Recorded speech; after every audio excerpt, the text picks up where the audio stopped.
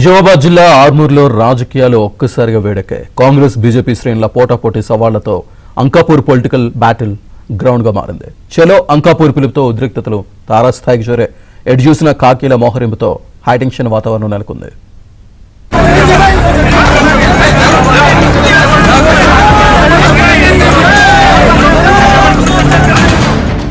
ఆర్మూర్లో ఒక్కసారిగా రాజకీయ సెగలు రగులుకున్నాయి. బీజేపీ ఎమ్మెల్యే పైడి రాకేష్ రెడ్డి ఇల్లు ముట్టడికి కాంగ్రెస్ పిలుపునివ్వడంతో అంకాపూర్ టెన్షన్ కు కేర్ ఆఫ్ గా మారింది. పోలీసులు ముందస్తుగా బిఎన్ఎస్ సెక్షన్ 136 విధిస్తూ ఊరంతా చెక్ పోస్టులు పెట్టి భారీగా బలగాలను మోహరించారు. పోలీసుల ఆంక్షలను దాటుకుని కాంగ్రెస్ కార్యకర్తలు పొలాల బాట పడుతూ ఎమ్మెల్యే ఇంటివైపు దూసుకొచ్చారు. రాకేష్ రెడ్డి ఎన్నికల హామీలు నెరవేర్చాలని డిమాండ్ చేస్తూ ఆందోళనకు దిగారు.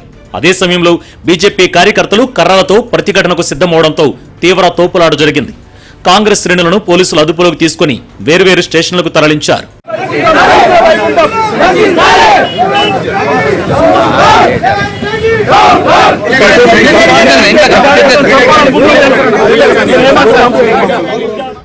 ఈ గొడవపై ఇరుపక్షాల నేతలు తీవ్రంగా స్పందించారు. తమ ఎమ్మెల్యే ఇంటిపైకి వస్తే ఊరుకునేది లేదని, సీఎం ఇల్లు ముట్టడిస్తామని బీజేపీ జిల్లా అధ్యక్షుడు దినేష్ హెచ్చరించారు. ఇక ఎన్నికలలోపు తులం బంగారం ఇవ్వకుంటే కాంగ్రెస్ నాయకుల మెడలో బంగారం తీసుకెళ్లండి అంటూ రాకేష్ రెడ్డి సంచలన వ్యాఖ్యలు చేశారు. శాంతి భద్రతలకు ఎవడన్నా విఘాతం కలిగించడం ఆర్మూర్ నియోజకవర్గంలో ఎవరిని వదలను.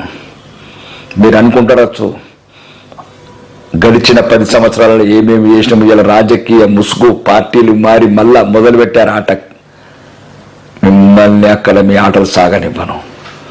ఒక్కొక్కడిని ఎంచి లెక్క పెడతాను. ఆర్మూర్ నిజం ప్రశాంతంగా ఉండాలి, స్వేచ్ఛతో ఉండాలి. దేనికంటే దానికి సిద్ధం. ఆర్మూర్లో కాంగ్రెస్ బీజేపీ నేతల పోటాపోటీ సవాళ్లతో రోజంతా తీవ్ర ఉద్రిక్తత కొనసాగింది.